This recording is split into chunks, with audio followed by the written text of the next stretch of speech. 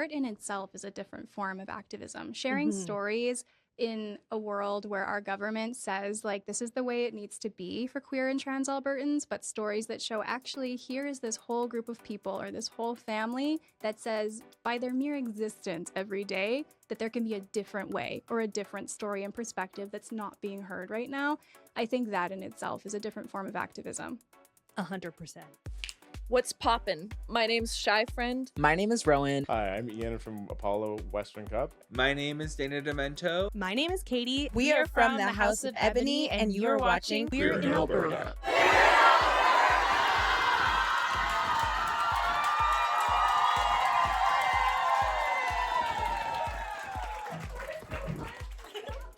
Welcome back to Queer in Alberta, the podcast where I chat with 2S LGBTQIA+ Albertans from all across the province to share their stories.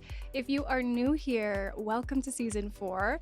My name is Kels Valenzuela Delamarter. I'm your host. I use she, her pronouns, and this podcast is filmed and recorded right here on Treaty 7 territory, home of the Blackfoot Confederacy and the Oti-Pimsawak Métis government in the Alberta District Number 1.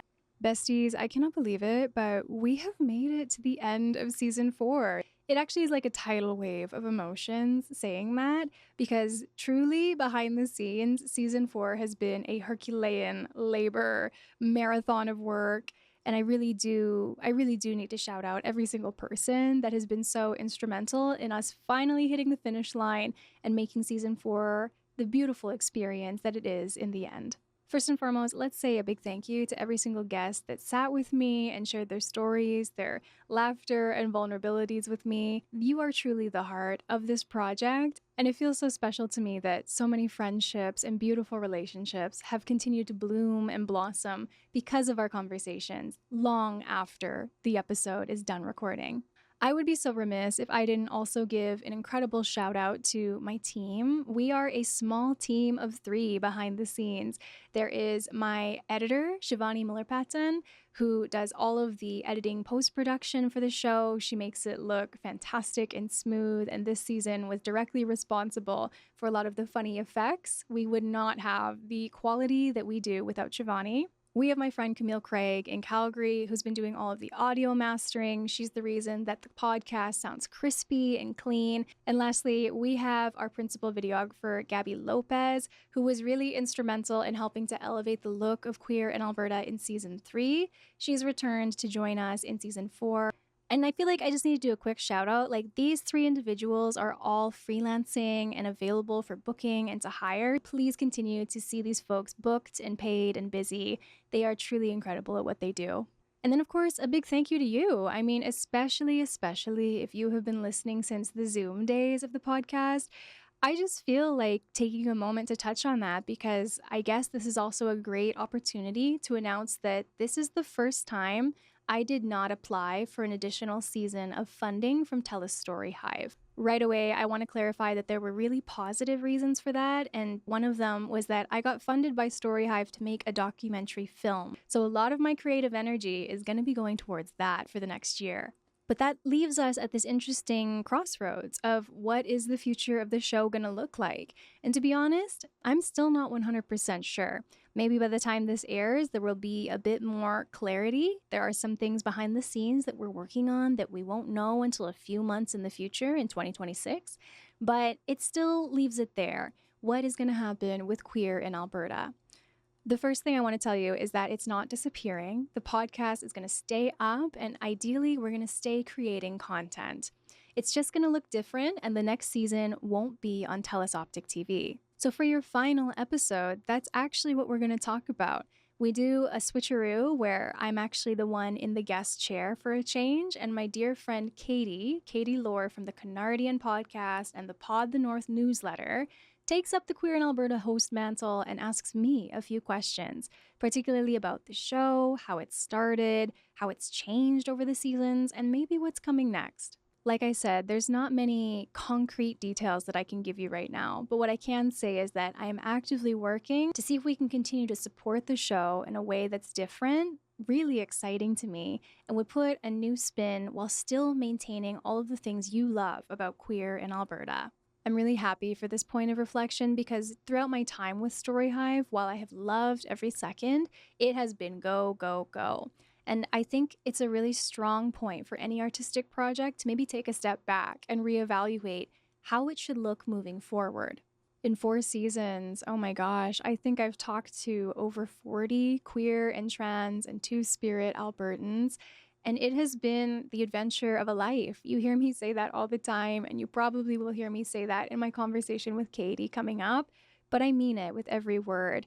No matter how many adventures I go on or how many places I travel to speak or to work with people and do really fantastic things, a part of me is always that small kid on the inside that grew up in Bonnyville and didn't feel like there was room for me. At one point in my life, I didn't think that it would be possible for me to be happy or fulfilled as a queer person. And that really gets to me because I never would have imagined that I would be sitting here having this conversation with you and telling you about so many amazing people or initiatives, or that my life would be so colorful. That just feels so absolutely tremendous. So thank you so much for tuning in, for watching, for listening, and being a part of it. And know that no matter what happens in the future, this is not a goodbye. It's just a reset in some ways, thinking about how we can continue the show without Story Hive for the moment, and also shifting gears with this new project of a documentary film, which honestly, that's so cool. I also wanted when I was a kid to be a filmmaker, which feels really like full circle and awe-inspiring to see these pieces fall into place now as an adult. But to get to say that I've done this amazing podcast on Optik TV for 4 seasons, and now I get to direct and co-produce my first movie, yeah, I still can't believe it. So anyways, this is all preamble to kind of give you an understanding of what you're going to expect in this episode to close out the season. It's really going to be a recap of what we've done together, how I'm feeling, and how I've changed and grown throughout these few years together. And yeah, I feel my voice getting tight because I can't believe it. Both the journey and that now we're coming full circle. As for why my friend Katie is here joining me in studio for this, not only is she a podcaster that I truly admire and respect and think is so funny and inquisitive and like asks really strong questions of people, one thing that I've learned now becoming friends is that she truly has like a heart with so much sincerity. So she's somebody that I've really come to trust. And I wanted somebody that I felt comfortable with in this kind of like position, talking about these honestly pretty vulnerable things, and somebody that could balance that with some good humor and fun. So this is the final episode of Queer in Alberta Season 4. You're going to hear from me about the show, how it's changed, how it's grown. You're going to hear more about how I view the show in terms of, is it activism? Is it art? As well as maybe can these two things intersect together? And then, of course, talking about what is the future, as far as we know, going to look like here at Queer in Alberta.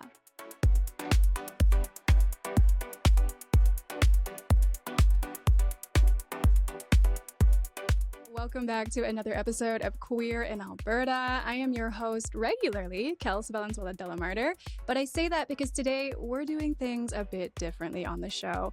I am so happy to be joined by my friend, the amazing Kattie Laur. Let's give a welcome. Hi, Hello, bestie. Kels. Hi, I'm so honored to be here. She is the host of her own podcast, Canardian. Why don't you tell folks a little bit about Canardian?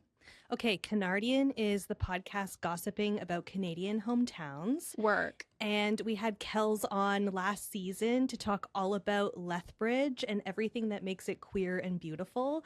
And it was a really, really fun episode.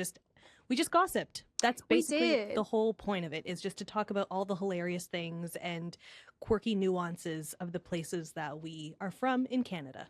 And my favorite part about that podcast episode we did together was the unexpected detour and memory lane of all of the shenanigans the Lethbridge police force had gotten up to. Yeah. So if you are into some local gossip about crime, justice, etc., go and check out that episode. I'm not just plugging myself. It was really, really fun. Kels is an amazing guest on it, and it's a wild amount of weird things that the police have gotten up to. Like, it's thing after thing after thing, not just one thing.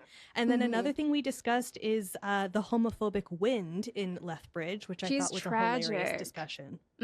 She really does earn her stripes, I fear, for that one. But anyway, that is Canardian. That is Katie. She's done tons of work for Canadian podcasting. So please also go and check out her newsletter and Instagram social pages under the PodtheNorth banner. Why is Katie here, joining us online all the way from Ontario? Well, obviously she's a good friend. Boo. No, I'm just kidding. Way to get contentious right away. I'm like, no, we're building bridges. We're making peace. Yeah. We're not so different, you and I, obviously. So we are here because, of course, as you've been listening through season 4 of the podcast, I've been reflecting on this journey as well and thinking about how far the show has come from episode 1, season 1, even before Telus Story Hive. And Katie, I couldn't think of a better guest to maybe swap places and have be in the host chair, and I'll do a little interview moment instead. Yes. So I'm Kattie Laur, host of Queer in Alberta this episode. Host of Queer in Alberta, Filipino-Canadian, yada, yada, yada. I love it. And I'm so thrilled that you're here on your own podcast, Kels. Thank you for joining me. I have a variety of fun questions for us to get through. Should I just kick this off? Honestly, this is the Wild West. It's our podcast. We get to do what we want. So you are the captain now, I fear. Okay, great. So I'm going to kick this off with something I like to call quickfire queer questions. You may be You like to call. familiar. Yes. So this is your branding. This is a lightning round with 6 fruity questions, and you get 5 seconds to answer them. I tried to curate 5. I didn't want to. I decided on 6. So here you go. So are you ready? Do you think you can handle it? Honestly, I've been dreading this because it is so fun asking guests quick-fire questions. I hate the idea, even for myself. So this is, I think, retribution for every person I've had in this seat that's blanked. Here we go. It's karma.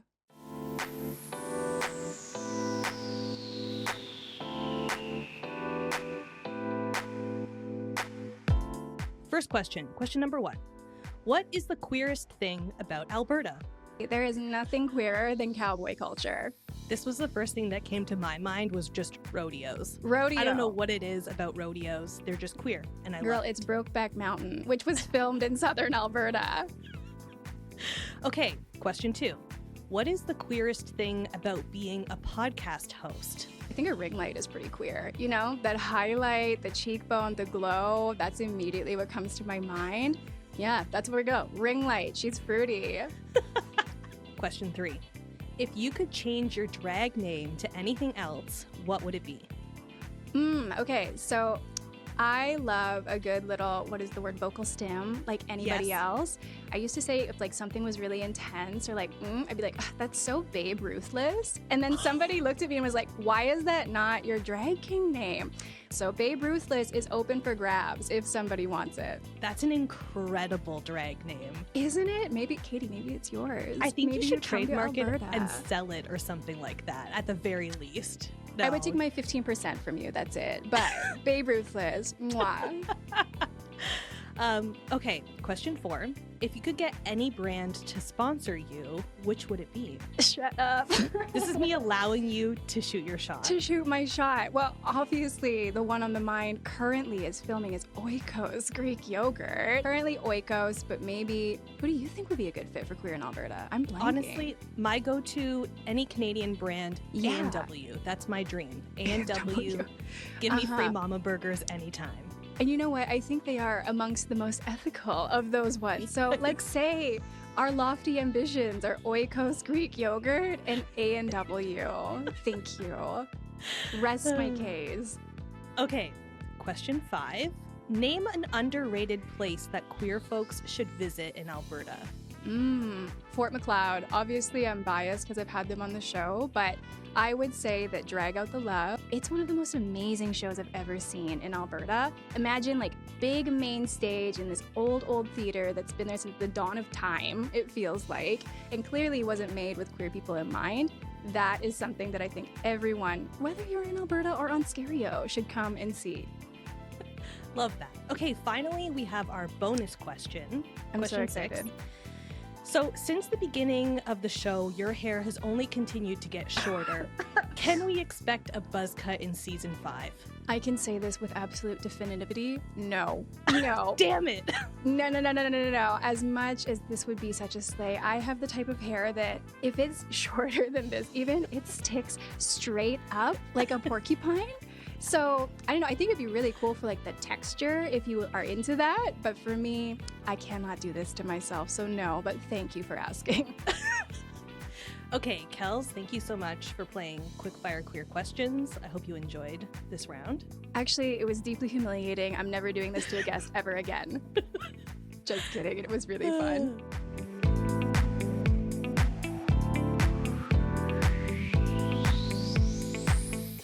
Okay, let's get into the meat of this episode. I think in the wise words of Hilary Duff, let's go back to the beginning. Let's start with... This is why I brought Katie on. Okay, I don't think I did a good enough reason of explaining it before. Hilary Duff? Mama, it's 5 seconds in here. It's so humiliating that I am laughing at my own jokes here too. So like, I deeply apologize for being that person. But so, okay, on a more serious note, because I do truly love the origin story of this podcast. It's one of my favorites that like I've ever heard in talking to people who've started podcasts. So tell me about what was happening in your life when Queer in Alberta started, and like ultimately what you needed this show to be in that moment. Yeah, I mean, that's so special that you say that you really love the origin story, because it's always been really meaningful to me too, right? From a personal note.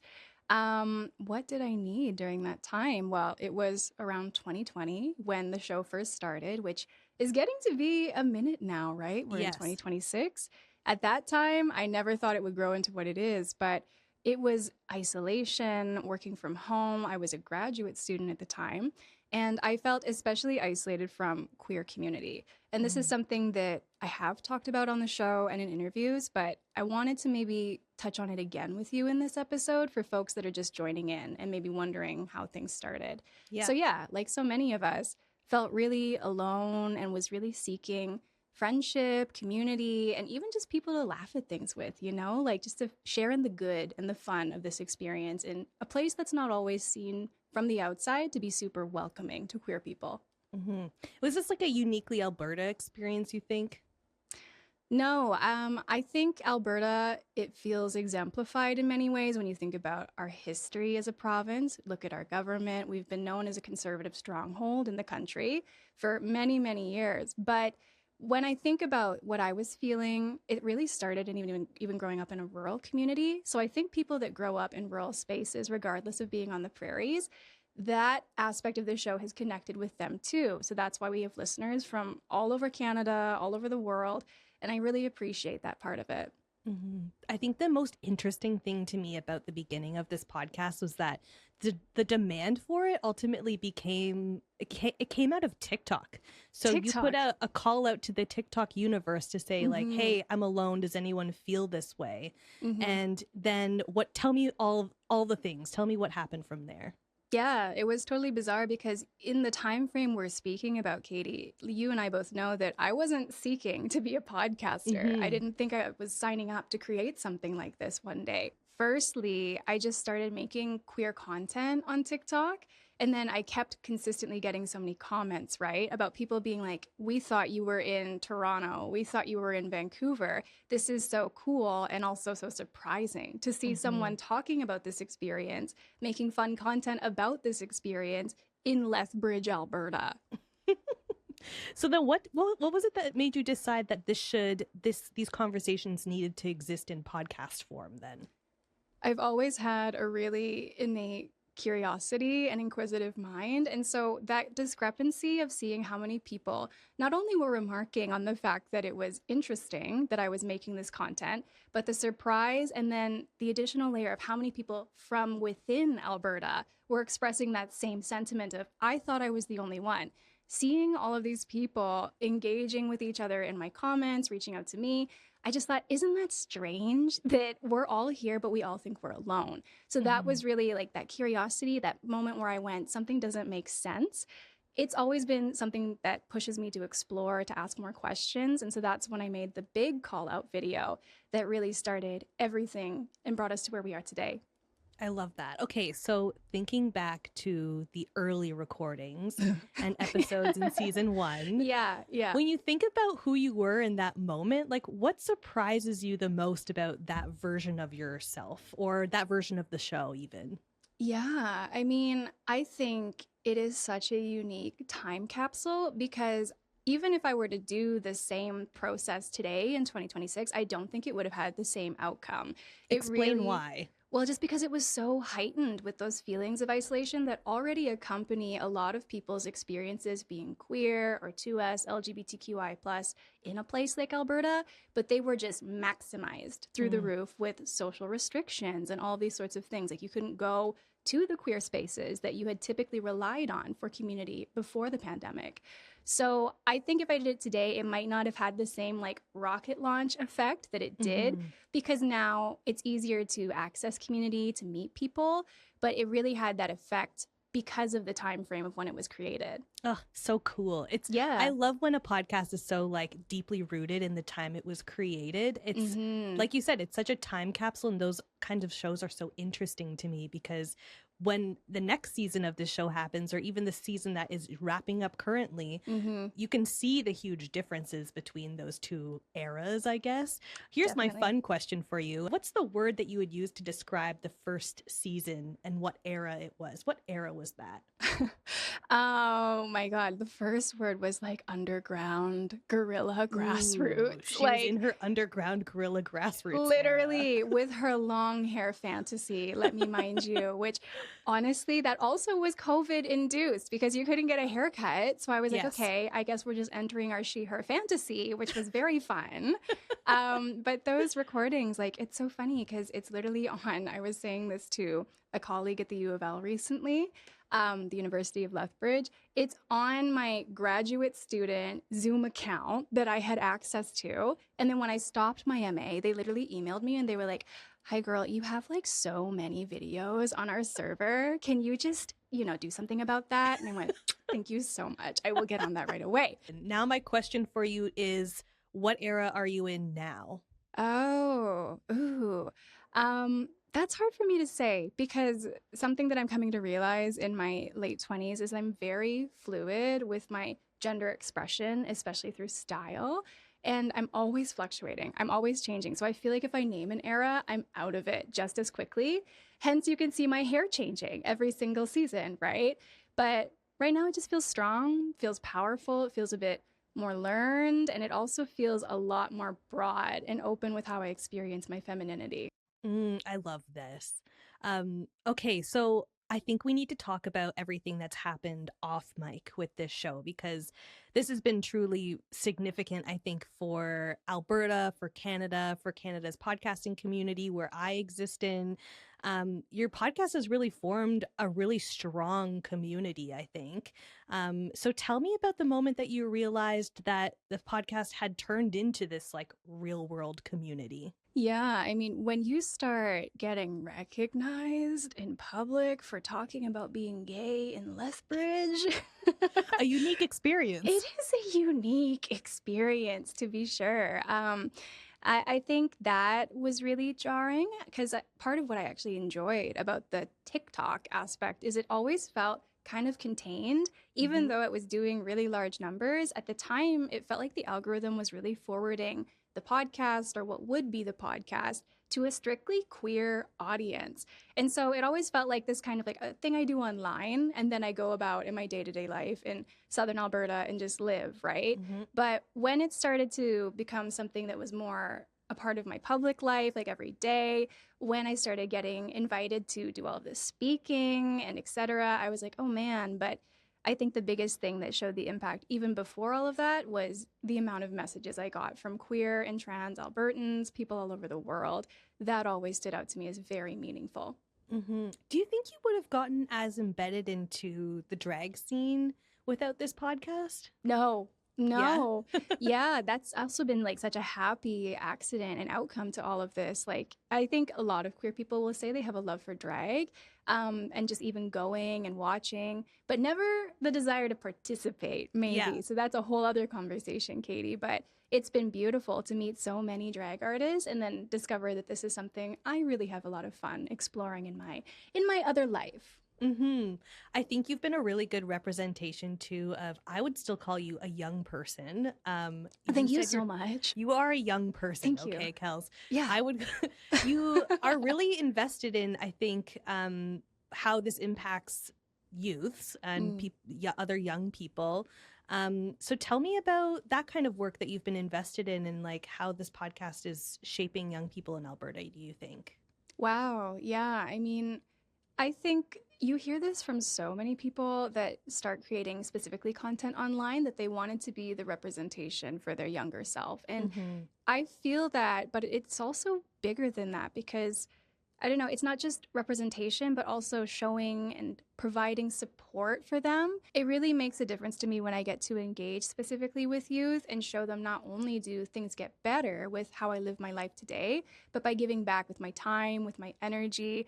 I currently have a meeting with the Lethbridge Public Library to do some work with their GSA. Those are the kind of events, workshops, those are really, really meaningful to me for more than just creating content of my own life online. Do you have any specific stories that you can share about maybe some interactions that you've had with like young queer folks in Alberta? You can keep it as anonymous as you want, but I just am curious to hear about if there's anyone specific that you can think of that you've really had an impact on or maybe had an impact on you.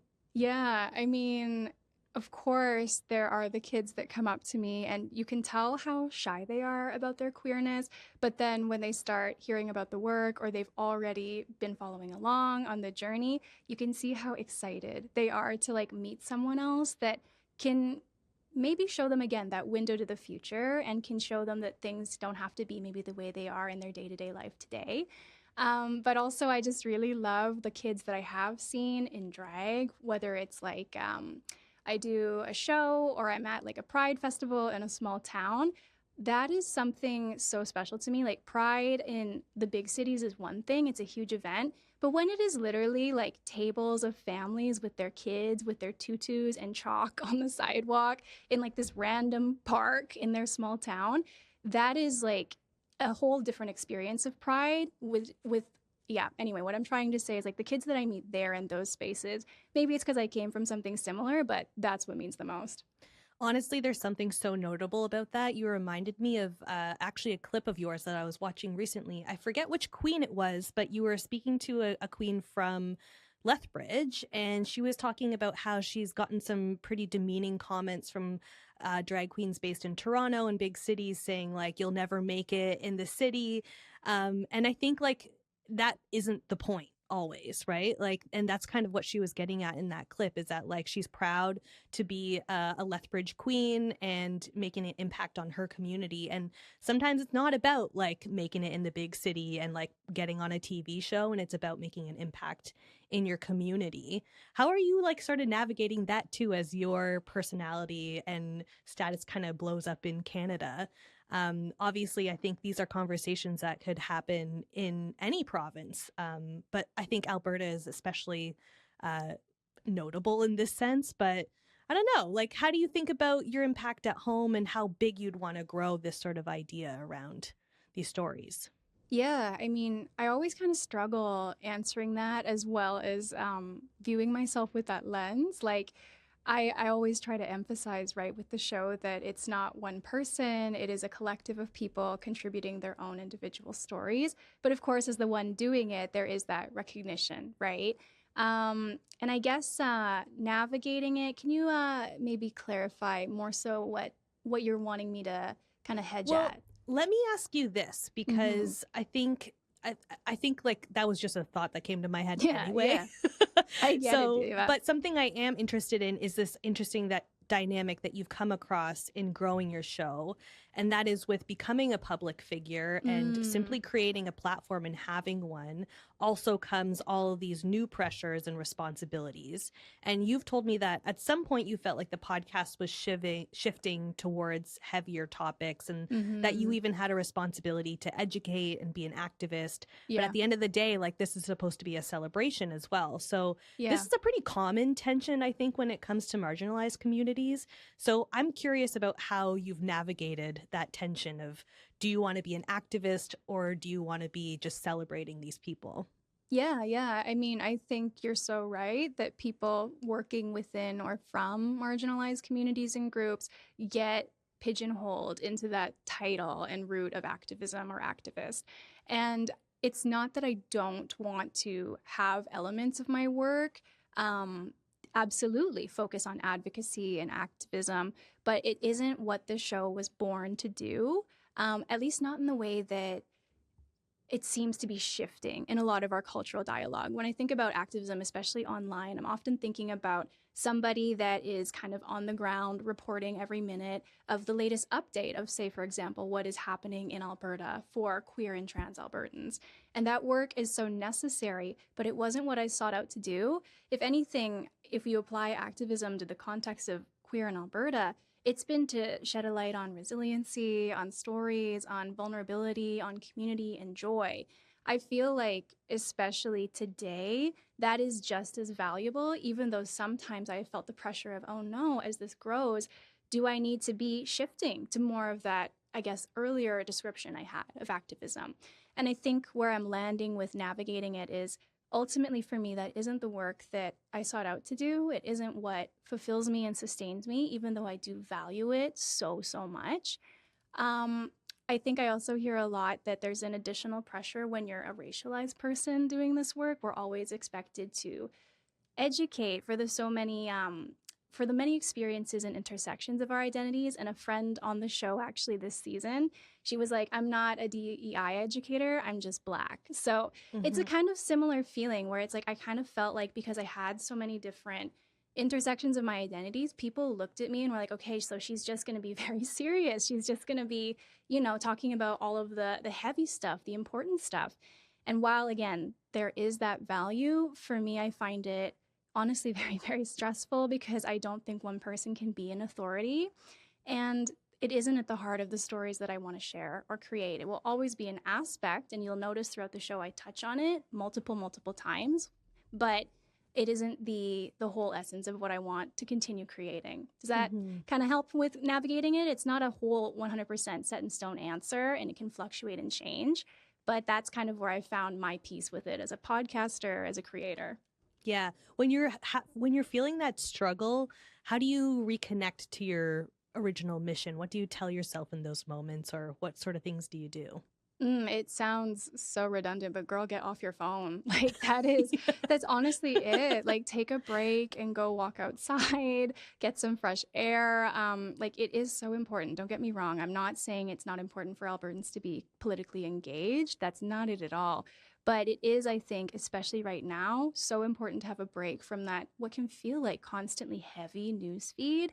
And yeah, that's also where I kind of envision queer in Alberta filling a bit of that vacuum. It's like, okay, yes, we have all of this going on in our province, but don't forget that we also have people fighting it on the ground, whether it's through activism or through the drag show that's going on in the small town just beside you.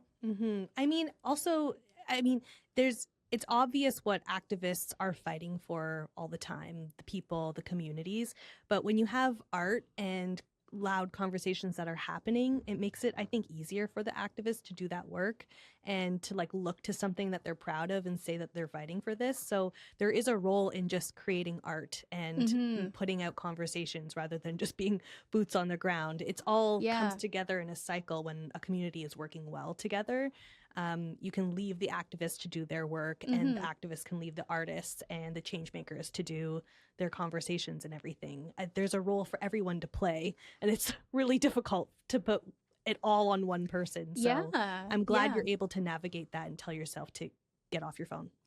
Get off my phone. And then, exactly what you said. Art in itself is a different form of activism. Sharing stories in a world where our government says, like, this is the way it needs to be for queer and trans Albertans, but stories that show actually here is this whole group of people or this whole family that says by their mere existence every day that there can be a different way or a different story and perspective that's not being heard right now.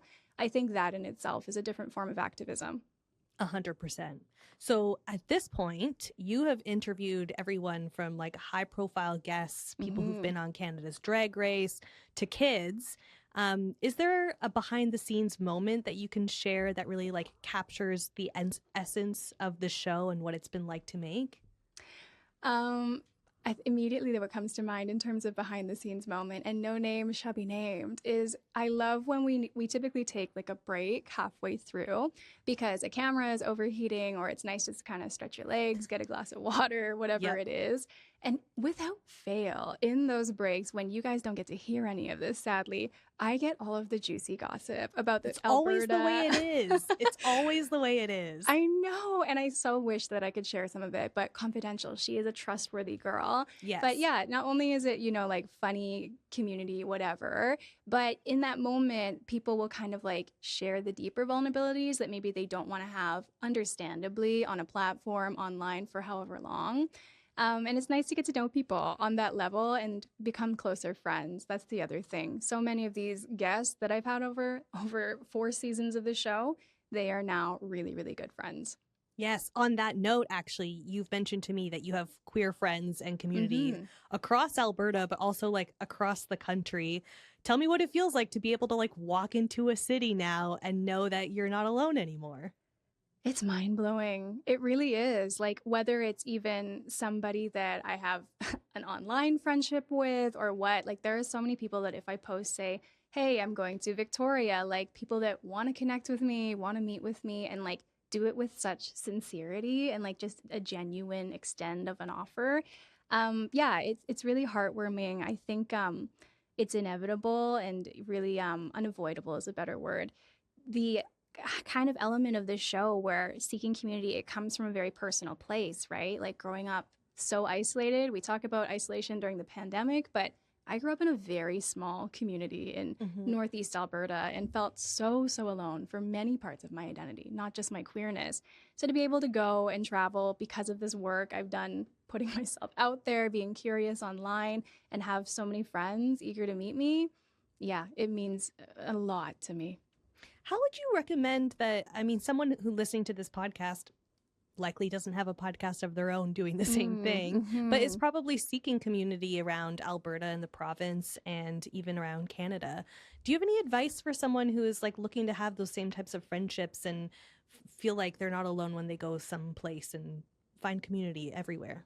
Yeah, I mean, a few years ago, my advice probably would have been strictly in the online realm, in the way of like, it was just so easy. And for the most part, as long as you were savvy about it, relatively safe, right? Like, I'm not saying just go to anybody's house in a different city. Let that be known. I'm not encouraging that here on the show.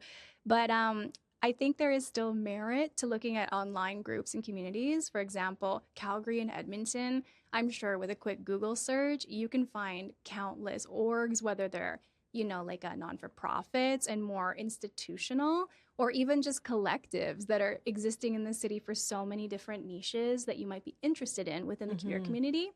But now I think as we're seeing online culture shifting a lot towards perhaps a less welcoming environment for queer people, let's say it that way, there has been an uptick in kind of like real world engagement. And what I mean by that is go to your local community boards and see what posters are there. If your town or city has a GSA or multiple ones, check out what programming they have advertised on their website or in person. People are starting to shift where they advertise and how they promote for safety, for all those sorts of things. But there are people that are tapping more into that kind of like postering, et cetera, in the real world. And it's actually pretty sweet. Totally. My library here in Brantford has tons of posters and flyers for local events that are happening around the city, but also at the library itself. The library can be a great resource to just go and connect. And as you mentioned, there are so many like niche queer groups that I've found, like queer poetry nights, queer knitting nights, queer punk rock music festivals. Like Yeah, there's yeah. all sorts of stuff that you can find.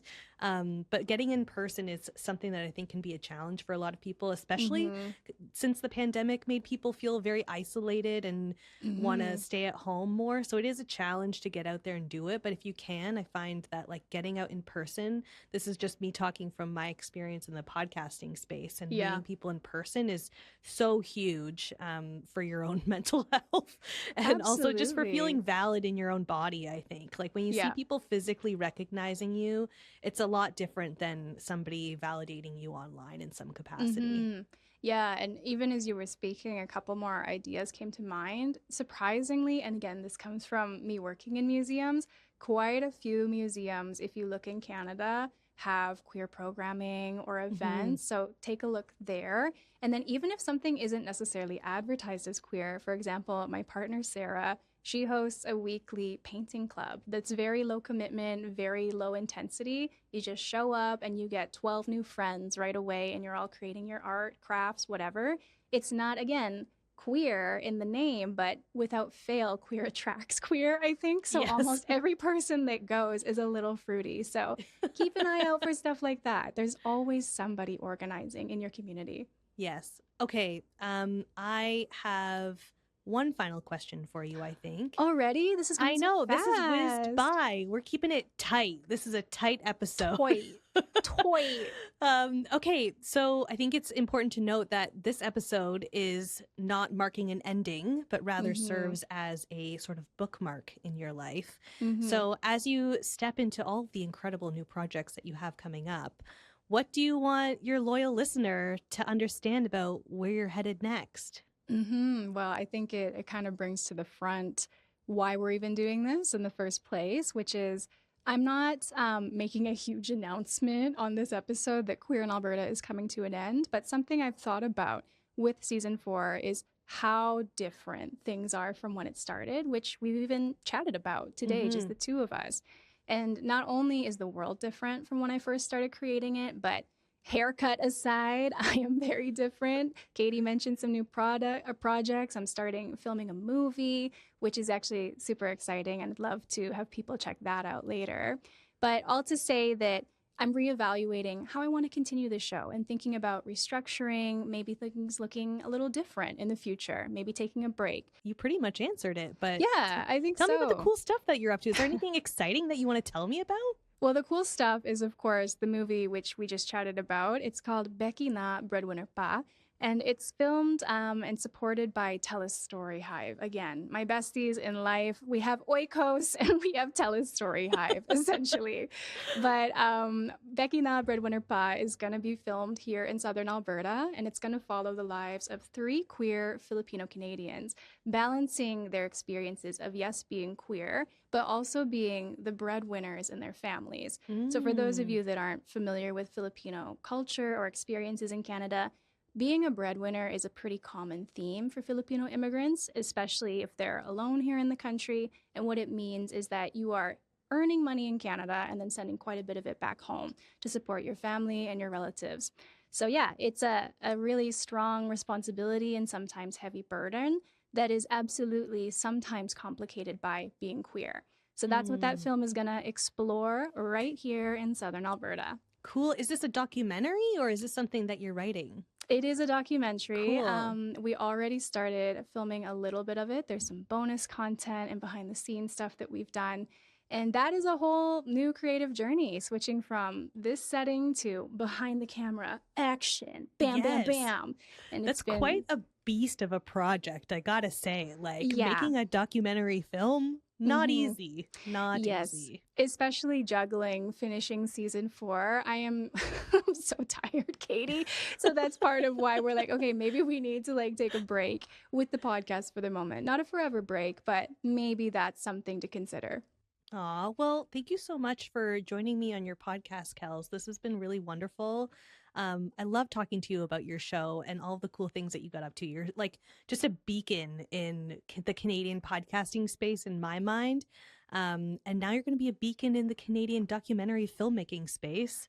And you're just a beacon in general. Like, let me just say that. It's the ring light. That's what does it. That's the ring light. Any final words before we wrap this up? Final words. Well, I'm just going to go off the cuff here. And, if you have been a listener of Queer in Alberta since day one, or even some of you have sent me comments saying that you've been here since the TikTok content day one. So really the original. Yeah. I just want to say that this has truly been the journey of a lifetime. And I have iterated similar sentiment many times in interviews or in public speaking, but it's so true. For a girl that grew up, again, so alone without community, to sit across from so many people from one aspect or one part of my identity, to share in the experience, to connect then through them to so many others that are excited to share their stories or bring me into their worlds, it has never lost its magic or lost its sparkle for me. I'm excited for the future. I don't think this is the end of Queer in Alberta. I just think it's going to look a little different in the future.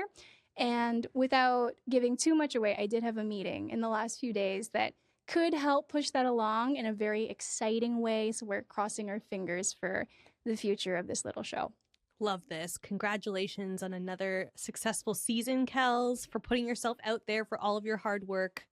I'm so proud of you. Well, thank you, Katie, for joining us along. I think you did an excellent job as the pseudo-host of Queer in Alberta, trademarking quickfire queer as she goes. Mm-hmm. Definitely. I did my best. Yeah, I mean, absolutely. Slam dunk. And definitely to the audience, go and check out Katie's platforms with Canardian, with PodtheNorth. She's doing amazing things for podcasters here in Canada, and we want to see more of it. Yes, if you want to discover another amazing Canadian podcast, I'm happily going to make that recommendation for you. Yeah. What are the handles or anything so people can find you? Yes, you can find me on Instagram at PodtheNorth, and you can also find me and all the things that I do in the Canadian podcasting sphere at podthenorth.ca. Can you do me one last favor with your time on the show? Yes. Okay, it's very easy. Can you either look at the camera or whatever you want to do and just go, my name is Katie and you're watching Queer in Alberta. Oh, yes. Okay. My name is Katie and you're watching Queer in Alberta. Done. One of the best shows of all time. Okay, whoa. Let's not get too far ahead of ourselves, but that's it. Good job. We made it, bestie. We made it.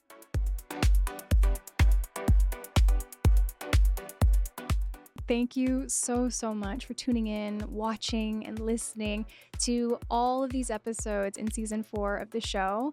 I'm gonna go take a bath. I think this has just been such a tremendous experience, but also incredibly challenging in all of the best ways. To every single person that has let me sit across from them and interview them, to ask them my quickfire queer rapid questions, I just want to say from the bottom of my heart, thank you for trusting me with your stories, for laughing with me, and for helping to shed a different picture of what queer and trans experiences can look like in Alberta today.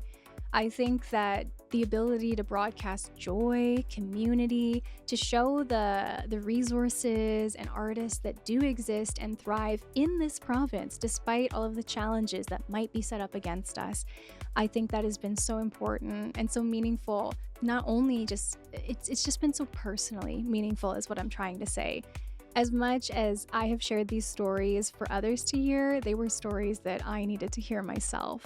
If you want to follow along with me beyond Telus Story Hive and Optik TV for all of the future projects, you can go onto Instagram, onto TikTok, and type in at kels.valendela. That's KELS.VALENDELA. Yes, I know how to spell it. This is just brain fart at the end of recording. You can type that in and you will find my accounts where I share so much of the behind the scenes of everything that I'm working on, whether Queer in Alberta or the movie Becky Na Breadwinner Pa. You can still go to YouTube, Spotify, Apple Podcasts, literally wherever you get your podcast fix, and type in Queer in Alberta and you will find us there.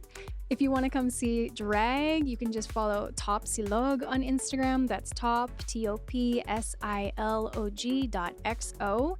You'll find me there, but there is going to be so much happening in the next year, and I'm so excited for all of it. And even though I can't for sure deliver like concrete information on the future of the podcast, what I can tell you is that with the options we're exploring on this end, we should know by the end of summer 2026. From the bottom of my heart, thank you for everything, and you'll hear from me soon. Don't you worry. My name is Kels Valenzuela Delamurder, and you are listening to Queer in Alberta. Mwah. Bye.